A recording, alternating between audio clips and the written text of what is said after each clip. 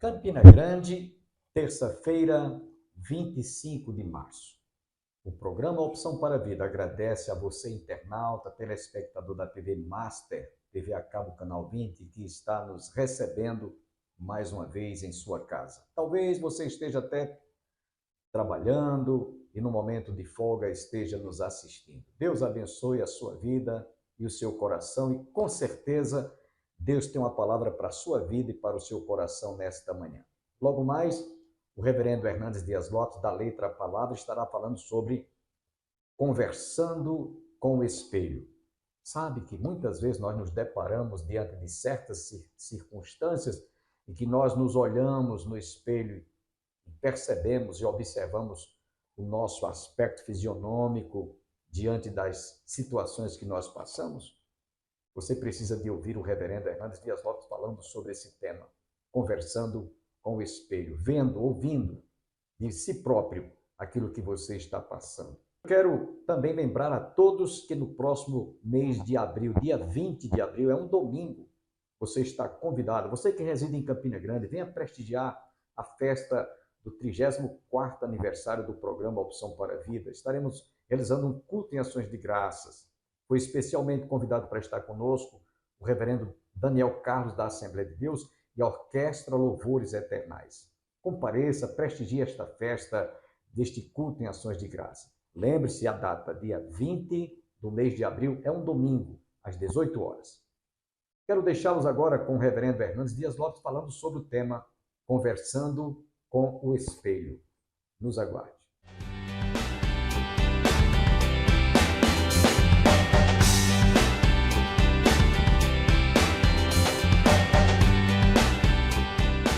Fala, gente boa! É nós, novamente. Sala de prosa. Aqui a conversa é séria e boa. E intensa. E intensa também. E oportuna demais da conta hoje, hein? E aliviante. Rapaz. Aqui, ó, isso é melhor do que remédio. Isso aqui é uma sustância. Ô, Gerezão, eu tenho andado por esse Brasil afora. O que eu tenho escutado de gente falando, eu estou gostando demais do Sala de Prosa. E ai de você se não gostar. Ai de você se não... Mas é claro, hoje, louvado seja Deus. Afinal de contas? Você tem uma frase boa que eu gosto, que é uma conversa no espelho. Eu chamaria o alto papo, mas aqui é poesia, né? Você sabe, aqui é o mestre Hernandes, não é? Uma conversa no espelho. Fala mais. Conversa no espelho. É quando você conversa com você mesmo, com a sua própria alma. Quando você faz uma introspecção e começa a conversar. Tem muita gente que essa conversa é ruim, porque o cara fala assim, eu tô só o bagaço, mas tô gordo, tô magro, tô feio. Deus esqueceu de mim. Cabelo branco. Aqui a tinta resolve, né, gente boa? Agora aqui, ó, nascer aqui, ó. Mas eu não sei que conversa que você está tendo com você, porque ela pode ser a conversa destrutiva e a conversa que eleva o sujeito. Eu gosto daquele... De vez em quando eu uso essa figura, mestre. O efeito mola. O cara tem que aprender o efeito mola. Que as coisas empurram ele lá embaixo, assim, mas com a graça de Deus, as promessas de Deus, a conversa que ele tem com ele mesmo, ele sobe de novo. Sobe de novo. Mas, Gerê, há um ponto interessante. Eu acho, você e eu que lidamos com pessoas, que pregamos para auditórios pequenos, médios e grandes, é mais... Você já pregou para 2 ou 3? Já, muitas vezes. É, varão. Com o mesmo prazer e entusiasmo que eu prego para uma grande... Conversa melhor que você mesmo, hein, bom pregador. Se tiver só 3, o pastor fala assim, vê ninguém. Uma meditaçãozinha. Fazer uma leitura. Eu disse isso ontem, falando para um grupo de pastores lá em Brusque, que as ovelhas podem ser até analfabetas, mas tolas elas não são. Claro. Se o pastor não se preparar para pregar, todo mundo sabe que ele não se preparou. É claro. Então... Você acha que o povo é bobo? Mas você estava dizendo ali. O ponto é o seguinte, a pessoa mais difícil para se lidar na vida é a pessoa que nós vemos diante do espelho. É mais fácil você exortar uma multidão do que você confrontar o seu coração. Por isso que a confissão de pecados é brutal. O cara tem que ver ele na frente da cruz, da graça de Deus, e ele no espelho.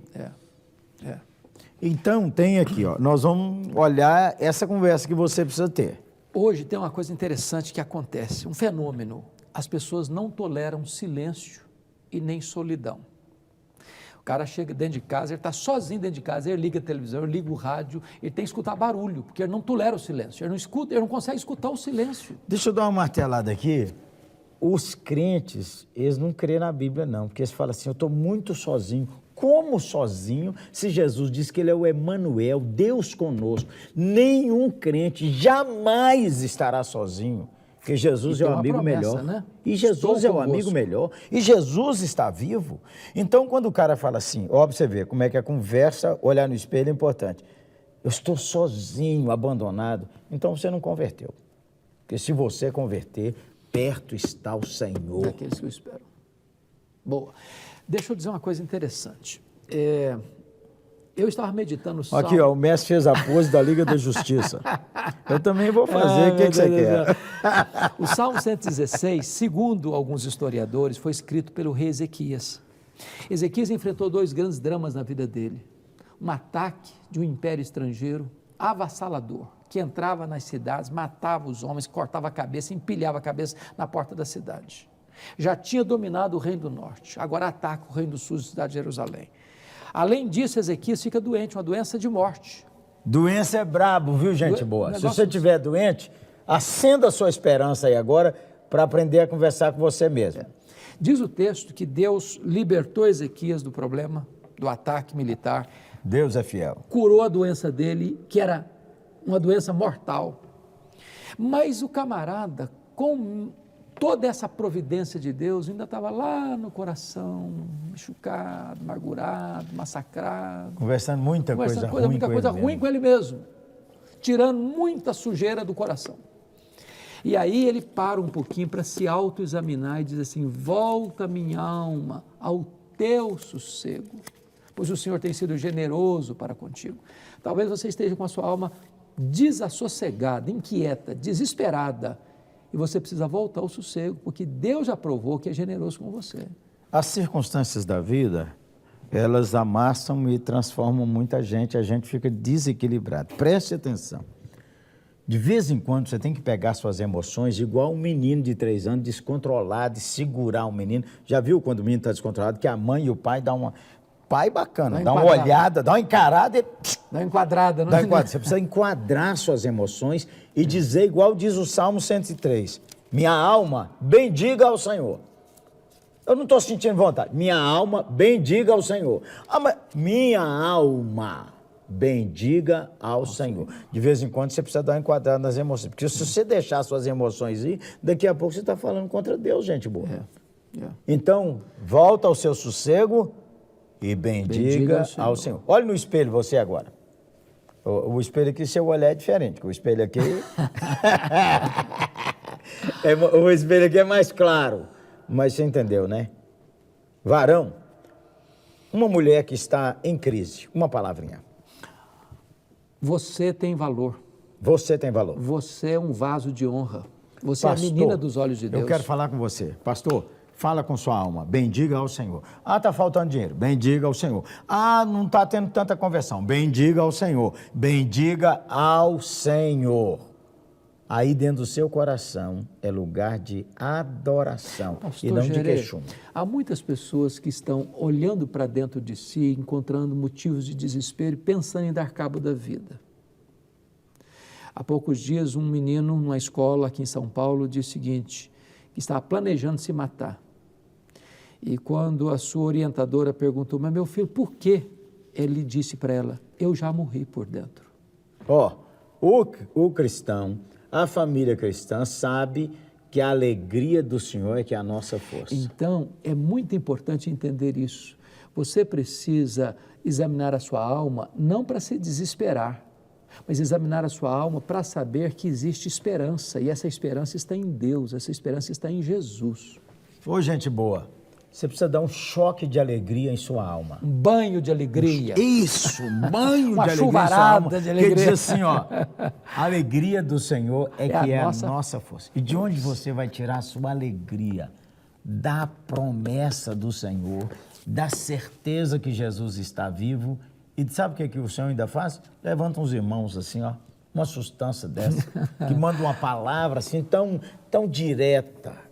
E eu quero orar com você agora. Amém. Orar para o Senhor te dar essa aspersão de alegria. Eita, meu Deus, Esse banho de alegria, alegria. esse choque de alegria, esse borbulhar de alegria. Amém. Vamos orar? Vamos sim. Senhor, nós te agradecemos porque nós podemos clamar ao Senhor.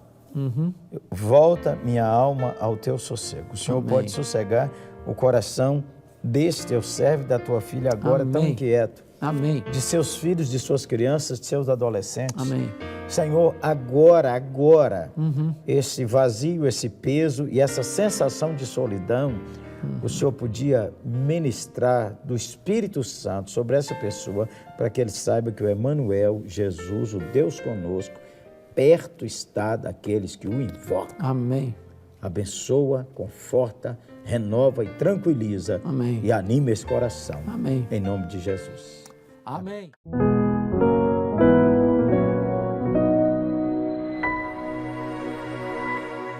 Vamos abrir a palavra de Deus no livro de Neemias, capítulo 8.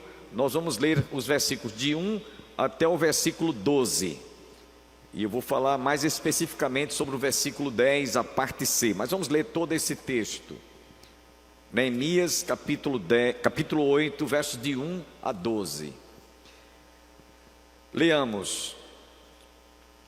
Em chegando o 7º mês, e estando os filhos de Israel nas suas cidades, todo o povo se ajuntou para um só homem, como um só homem, na praça diante da porta das águas, e disseram a Esdras, o escriba, que trouxesse o livro da lei de Moisés, que o Senhor tinha prescrito a Israel. Esdras, o sacerdote, trouxe a lei perante a congregação, tanto de homens como de mulheres, e de todos os que eram capazes de entender o que ouviam. Era o 1º dia do 7º mês. E leu no livro diante da praça que está à fronteira à porta das águas, desde a alva até ao meio-dia, perante homens e mulheres, e os que podiam entender. Todo o povo tinha os ouvidos atentos ao livro da lei. Esdras, o escriba, estava num púlpito de madeira que fizeram para aquele fim. Estavam em pé junto a ele, à sua direita, Matitias, Sema, Anaías, Urias, Ilquias e Maaseias, e à sua esquerda, Pedaías, Misael, Malaquias, Assum, Asbadana, Zacarias e Mesulão. Esdras abriu o livro à vista de todo o povo, porque estava acima dele, e abrindo ele, todo o povo se pôs em pé. Esdras bendisse ao Senhor, o grande Deus, e todo o povo respondeu, amém, amém. E levantando as mãos, inclinaram-se e adoraram o Senhor com o rosto em terra. E Jesua, Bani, Serebias, Jamim, Acube, Sabetai, Odias, Maazéias, Quelita, Azarias, Josabade, Anã, Pelaías, e os levitas ensinavam o povo na lei, e o povo estava no seu lugar. Leram no livro da lei de Deus, claramente, dando explicações de maneira que entendessem o que se lia. Neemias, que era o governador, e Esdras, o sacerdote e escriba, e os levitas que ensinavam todo o povo, lhe disseram, este dia é consagrado ao Senhor vosso Deus, pelo que não pranteeis nem choreis, porque todo o povo chorava, ouvindo as palavras da lei. Disse-lhe mais, ide, comei carnes gordas, tomai bebidas doces, e enviai porções aos que não têm nada preparado para si, porque este dia é consagrado ao Senhor. Portanto, não vos entristeçais, porque a alegria do Senhor é a nossa força. Os levitas fizeram calar todo o povo, dizendo: calai-vos, porque este dia é santo, e não estejais contristados. Então todo o povo se foi a comer e a beber, a enviar porções e a regozijar-se grandemente, porque tinham entendido as palavras que lhes foram explicadas. Amém, irmãos? Vamos orar. Pai, nós queremos nesse momento te apresentar e tomar a tua palavra para ministrá-la àqueles que estão nos assistindo em casa, em algum lugar, ou aqui também presencialmente. Fala ao nosso coração, através da exposição desta Escritura, de tal maneira que nós possamos nessa noite sairmos daqui fortalecidos, alimentados e também esclarecidos sobre o verdadeiro sentido da alegria, a verdadeira alegria a qual nós recebemos e sentimos quando estamos diante da tua face augusta, na tua presença. A tua palavra nos diz que há fartura de alegria. Por isso pedimos-te a tua bênção sobre cada um daqueles que aqui está e os que estão em casa também. Fala ao nosso coração e nos abençoe, dando-nos a iluminação, a inspiração e a sabedoria do conhecimento da tua palavra. Nós te rogamos todas estas bênçãos, agradecidos em nome de Jesus. Amém. Podem sentar, irmãos.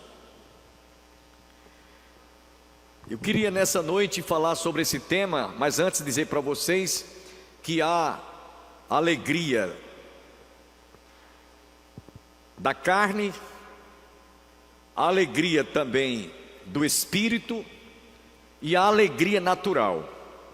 Como assim, pastor? A alegria da carne é essa que vocês estão vendo aí, através deste carnaval, que carnaval, a palavra carnaval é uma palavra latina que ela tem o sentido, o significado, festa da carne, carnivale.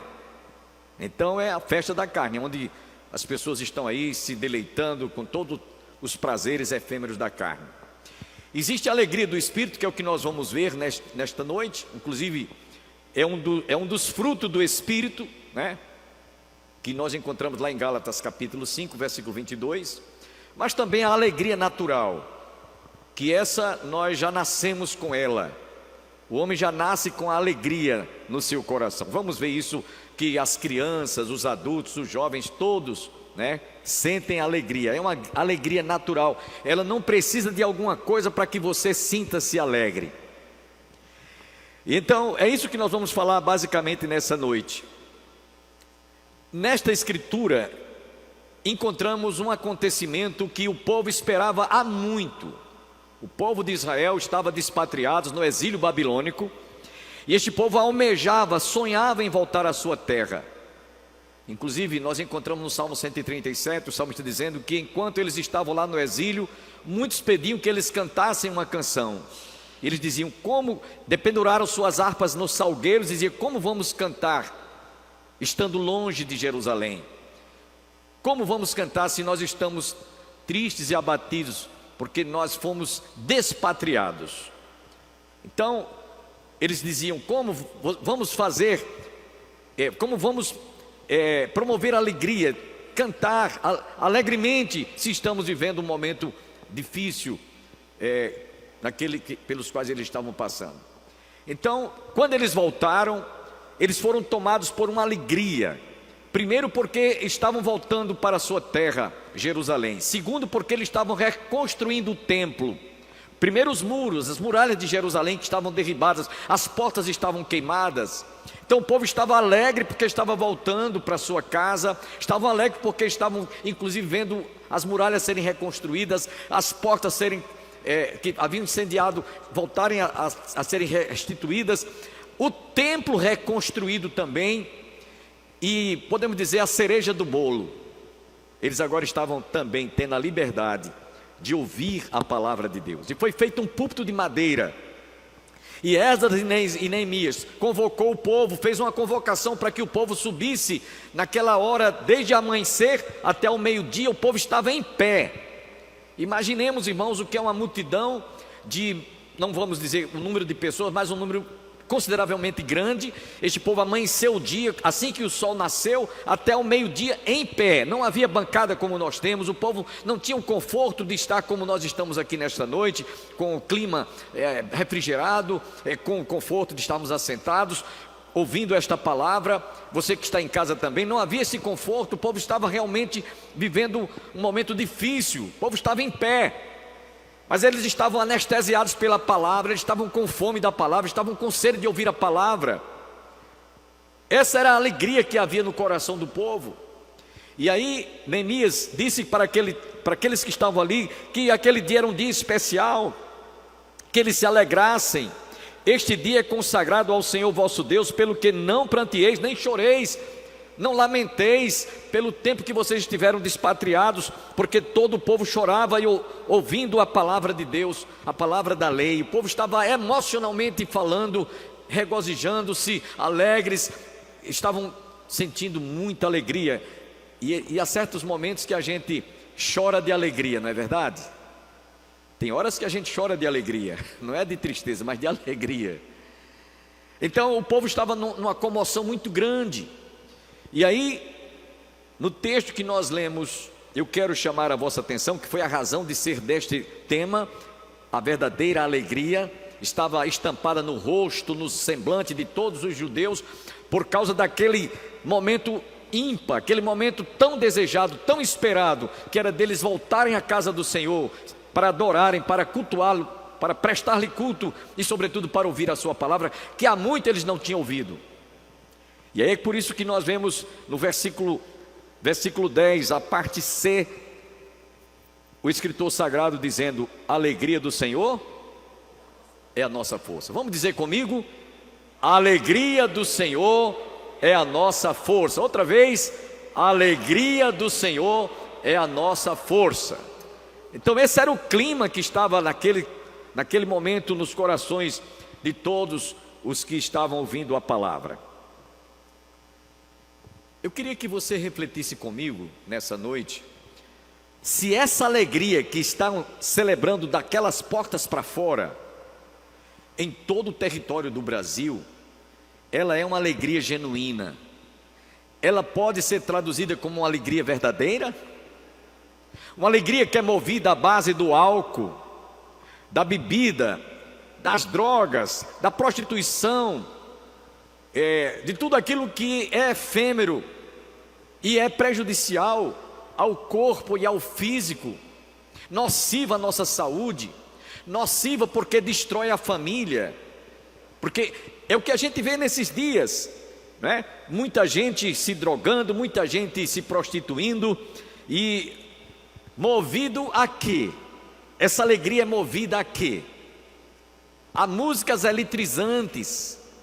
Essa música é movida às pessoas que estão ingerindo drogas. Essa alegria está sendo movida às escolas de samba, aqueles ritmos onde estão ali aquelas mulheres, não vou dizer seminuas, mas completamente nuas,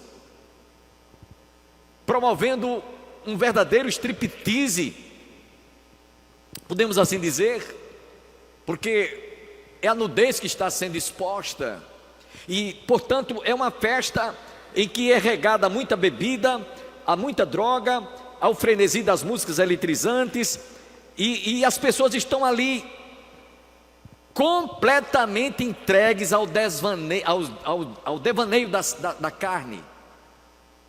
O devaneio da carne é que impera. Infelizmente, a prostituição, o sexo explícito, a imoralidade praticada, a sensualidade, tudo faz parte desta festa. Essas práticas, meus irmãos e amigos, jamais poderão promover a alegria verdadeira, ou a verdadeira alegria. Por que nós afirmamos isso? Porque os seus efeitos deixarão muitas sequelas. Muitas moças estarão perdendo a sua virgindade.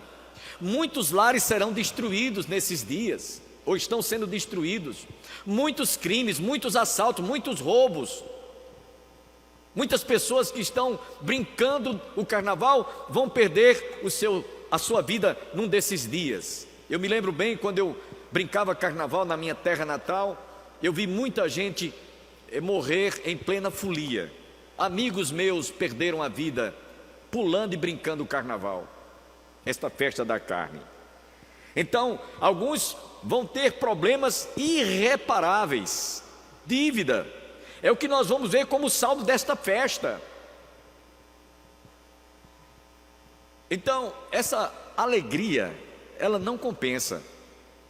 O feedback dessa alegria é destruição. O feedback desta alegria é desmoralização. O feedback desta alegria traz danos físicos, econômicos e financeiros. Muitos vão terminar o carnaval totalmente endividados e alguns até desempregados. Porém, a alegria que eu vou falar, que estamos tratando nessa noite, ela é uma alegria que eu posso dizer, o custo é 0,800. Amém? 0,800. Por quê, pastor? Porque você não precisa pagar absolutamente nada. É de graça. Essa alegria, ela emana da graça de Deus. É Deus que derrama através da sua graça uma alegria que ela só pode experimentar aqueles que realmente estejam desejosos de conhecer e de buscá-la. Como eu disse há pouco, começa pelo fruto do Espírito. Lá em Paulo escrevendo aos Tessalonicenses, Colossenses capítulo 5, Gálatas capítulo 5, nós encontramos Paulo dizendo que a alegria é um desses frutos. 5:22 de Gálatas. Então, é uma alegria que você recebe de graça. Ela emana de Deus. Alguém já disse, preste atenção no que eu vou falar agora, alguém já disse que pouca gente corre atrás da verdadeira alegria. Muitos correm atrás do prazer. A diferença é essa. Por isso que Jesus disse, muitos são chamados, poucos são os escolhidos. Por isso que Jesus disse que larga é a porta e espaçoso o caminho que conduz para a perdição, e muitas são as pessoas que entram por ela. Enquanto que estreita é a porta e apertado o caminho que conduz para a vida, e poucas pessoas são as que entram por ela. Porque muitos estão em busca do prazer, não de alegria. Um outro pensamento, um outro poeta disse, falando sobre a alegria, ele declarou, a alegria nunca é boa sem Deus. Vou repetir, a alegria nunca é tão boa sem Deus.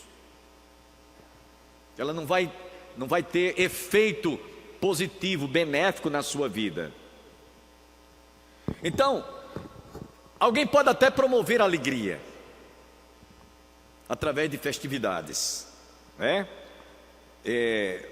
Mas essa alegria provocada, produzida, fabricada, não traz felicidade.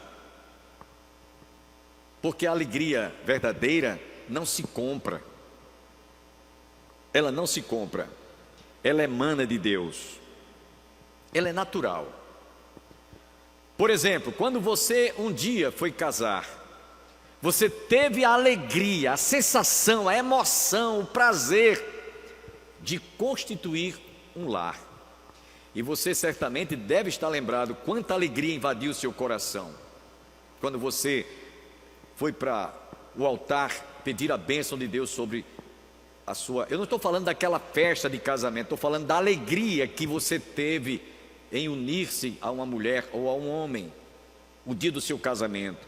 Quando nasce um filho, há uma alegria natural pelo nascimento de uma criança que é fruto do amor.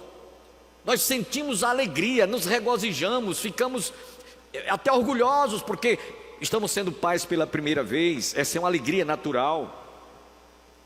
Nós vemos que a alegria, meus irmãos, é estampada no rosto daqueles que alcançam a graça de Deus, que alcançaram uma vitória, quem sabe foi promovido no seu trabalho, passou num curso ou no vestibular. Então aquela alegria, ela irradia, ela vem de dentro do seu coração. É uma alegria natural. Você tem motivos para estar alegre, porque você alcançou uma graça de Deus, um livramento que Deus lhe deu, ou finalmente, quando recebemos a salvação.